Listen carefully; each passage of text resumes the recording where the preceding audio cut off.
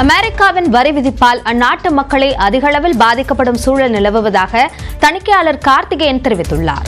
News 18 மண்டல தலைமைச் செய்தியாளர் குருசாமிக்கு அவர் அளித்த பிரத்யேக பேட்டியை தற்போது பார்க்கலாம்.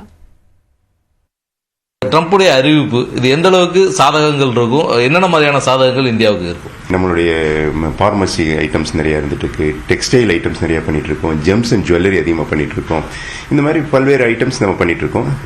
இதுக்கு உங்களுக்கு இம்போர்ட் பண்றதுக்கு 26% டாரிஃப் பண்ணிருக்கிறதா இப்போ சொல்லியிருக்காரு. இதே சைனாக்கு பார்த்தீங்கன்னா 34% டாரிஃப் டியூட்டி வந்துட்டு இருக்கு.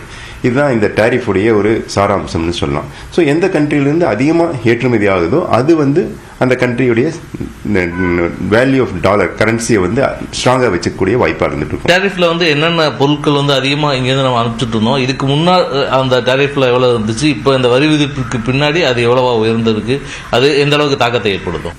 இந்த டாரிஃப் மூலமாக கிட்டத்தட்ட ஒரு 610 பில்லியன் டாலருக்கு ரெவென்யூ வரும் அரசாங்கத்துக்கு. ஏன்னா இம்போர்ட் டியூட்டி பண்ணல இந்த இத்தனை % டியூட்டியை கட்டி தான் இந்த பொருட்கள்லாம் உள்நாட்டுக்குள்ள தெரிவிச்சுக்கணும் அப்படிங்கல அந்த revenue to the government will go up 600 billion, சந்தேகமே இல்லை. ஆனால் மேனுஃபேக்சரர்ஸ்க்கும் பெரிய பாதிப்பு இருக்காது. அங்கே உங்களுக்கு லோக்கல் மேனுஃபேக்சரர்ஸ் அவங்களுக்கு காஸ்ட் ஒன்றும் கம்மியாக போகிறதில்ல.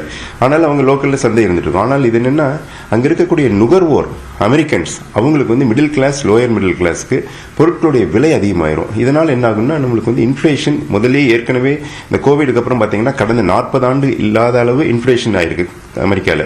இப்போ இந்த மாதிரி ஒரு தாக்கம் அமெரிக்காவுக்கு இது உகந்ததில்லை. இவர் டியூட்டி போட்டதுனால கவர்மெண்ட்டுக்கு ரெவென்யூ வருமோ தவிர அல்லது மற்ற நாடுகள் ஒரு மிரட்ட தோணியில் இருந்தால் கூட அவங்களுக்கே அது ஏற்படுத்திக்கக்கூடிய ஒரு பாதகமான சூழ்நிலை அப்படின்னு தான் நான் நினைக்கிறேன்.